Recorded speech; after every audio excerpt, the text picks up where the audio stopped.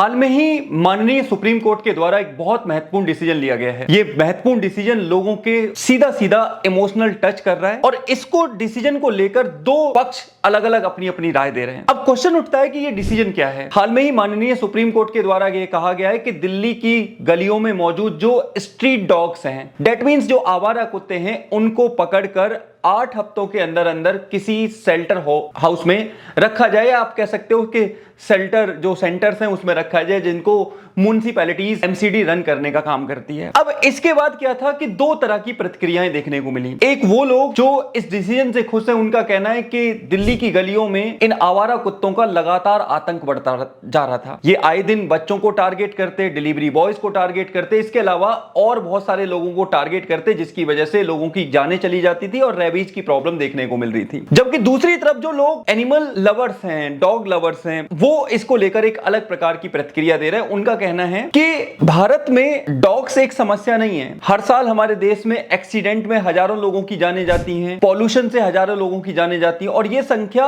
Animal के white से ज्यादा है। इनके प्रति सरकार का रवैया, सुप्रीम कोर्ट का रवैया एक पॉजिटिव देखने को नहीं मिलता। ये जो निर्जीव हैं, इनको लेकर इस प्रकार की प्रतिक्रिया देना अपने आप में शर्मनाक है। उन लोगों के द्वारा अपने अपने अलग अलग तर्क दिए जा रहे हैं। तो आज मैं और आप इस टॉपिक को थोड़ा सा समझने की कोशिश करेंगे और जानने की कोशिश करेंगे कि मानव होने के नाते हमारा एनिमल के प्रति क्या रवैया रहना चाहिए, सुप्रीम कोर्ट के डिसीजन के पीछे क्या तर्क हैं, ये सारी चीजें जानने की कोशिश करेंगे। तो ध्यान से सुनिएगा। देखिए, सबसे पहली बात, कुत्ते आप कह सकते हो कि एक प्रकार की समस्या तो होती, लेकिन मेरे और आपके जीवन में उनका महत्वपूर्ण स्थान है। आपने अक्सर देखा होगा कि जब आप हर थक कर शाम को ऑफिस लौटते हैं तो आपकी गली में रहने वाला कालू, भूरा, डॉगी, सैंडी, जो भी आपने नाम दिया हो, आपके पास आता है, आपके पैरों को सूंघता है, आपके हाथों को चाटता है और फिर आप उसको कुछ देते हो और वो चला जाता है। ये टच है, इमोशनल टच है जो आपका उसके साथ कनेक्ट। इसके अलावा रात के समय आपने देखा होगा कि अक्सर वो भौंक कर आपको आगाह करता है कि आपके एरिया में कोई आ चुका है, या फिर आपको सतर्क करता है कि आपके एरिया में ऐसी ऐसी समस्याएं हो सकती हैं।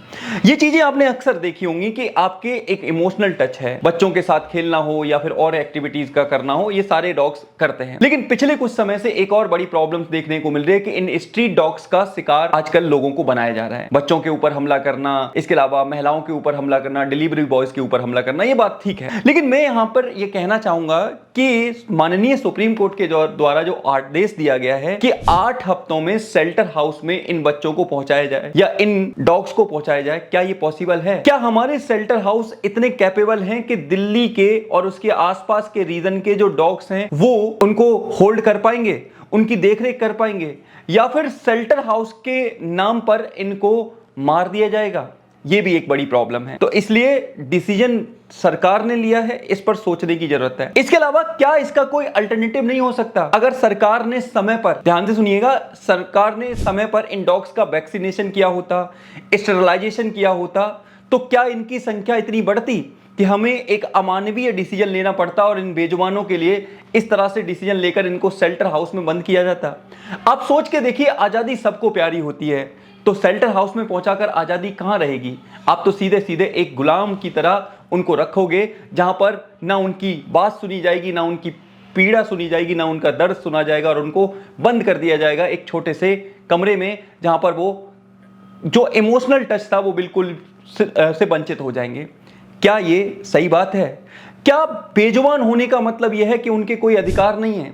आप सोच के देखिए कि अगर उनके पास वोटर राइट होता, उन्हें वोट देने का अधिकार होता, तो क्या इस प्रकार का निर्णय माननीय सुप्रीम कोर्ट के द्वारा दिया गया है, क्या राजनीतिक दल इसका विरोध नहीं करते? क्या राजनीतिक दल अपने वोट बैंक को बचाने के लिए आगे नहीं आते? आगे आते। तो मेरा यहां कहना है कि जिस तरह से हमने पॉल्यूशन की समस्या को निपटाने के लिए ईवी व्हीकल लेकर आए, सीएनजी व्हीकल लेकर आए और सारी चीजें लेकर आए, ऐसे ही इन स्ट्रीट डॉग की समस्या के लिए हमें काम करना चाहिए था। हमारी सरकारों को सचेत होना चाहिए था और प्रॉपर स्टेरिलाइजेशन प्रोग्राम चलाने चाहिए थे, वैक्सीनेशन प्रोग्राम चलाने चाहिए थे, तो आज ये प्रॉब्लम इतनी बड़ी नहीं होती कि हम इस प्रकार की मानवीय भूल करते। हमारे धर्म में, हमारी संस्कृति में पशुओं को एक ईश्वर के रूप में देखा गया है। आपको पता होना चाहिए, भगवान शिव को पशुपति देव के रूप में जाना जाता है, पशुपति नाथ के रूप में जाना जाता है। अभी आपको पता होना चाहिए, एक मूवी आई थी नरसिम्हा मूवी, जिसमें ईश्वर के रूप में दिखाया गया था। तो हम ईश्वर के रूप में, और डॉग्स आपको पता है काल भैरव की सवारी माने जाते हैं, तो हम उनको इस प्रकार की सजा देंगे तो हमारे साथ प्रकृति क्या करेगी ये हम और आप सोच भी नहीं सकते। तो इस प्रॉब्लम को, इस संवेदनशील मुद्दे पर मुझे और आपको थोड़ी आवाज उठाने की जरूरत है, जिससे कि इस डिसीजन को, माननीय सुप्रीम कोर्ट के डिसीजन का सम्मान किया जाए। ये तो है, लेकिन इस तरह से शेल्टर हाउस में बंद करके नहीं, उनका प्रॉपर स्टरलाइजेशन किया जाए, प्रॉपर वैक्सीनेशन किया जाए, जिससे कि रेबीज जैसी समस्या ना फैले। और उन लोगों को भी उन लोगों के लिए भी एक मैसेज मैं देना चाहता हूं जो अपने आप को डॉग लवर कहते हैं। आप कैसे डॉग लवर हो जो विदेशी नस्ल के डॉग्स को पालना पसंद करते हो? आपके देश में आपकी देसी नस्लों का समर्थन क्यों नहीं है? आप पालते हो विदेशी नस्ल, जर्मन शेफर्ड, ये शेफर्ड, वो शेफर्ड, आपके अपने भी तो डॉग्स हैं। उनको अगर आप रियल में डॉग लवर हैं तो आप अपने देश के डॉग्स को प्रमोट करें, उनको पालना शुरू करें, जिससे कि वो फैमिलियर हो जाए और इस प्रकार की एक्टिविटी में इन्वॉल्व ना हो। तो उनके लिए भी एक यहां पर मैसेज है। और एक मैसेज जाते जाते उन सभी लोगों के लिए है जो डॉग लवर्स हैं, जिसमें मैं भी आता हूं। तो उनके लिए एक मैसेज ये है कि मुझे और आपको ये समय आ चुका है कि अपनी आवाज, उनकी आवाज बनकर आज हम उनके साथ खड़े हों, जिससे कि उन्हें इस अमानवीय गतिविधि से बचाया जा सके। ये वीडियो कोई लाभ कमाने के लिए नहीं है, ये कोई एक जस्ट मैसेज है। अगर आप एनिमल लवर हैं, कुछ कदम उठाना चाहते हैं, तो लोगों के साथ इसको शेयर कर लें, जिससे कि इंफॉर्मेशन आपकी और मेरी साझा हो सके और मजबूती से अपनी आवाज़ रखी जा सके। तो इसी बात के साथ मैं अपनी बात खत्म करूंगा और उन बेजुबानों की आवाज़ बनने का काम मैं और आप करेंगे। तो मिलूंगा ऐसी एक वीडियो में, तब तक के लिए आप सभी का धन्यवाद। जय हिंद, जय भारत।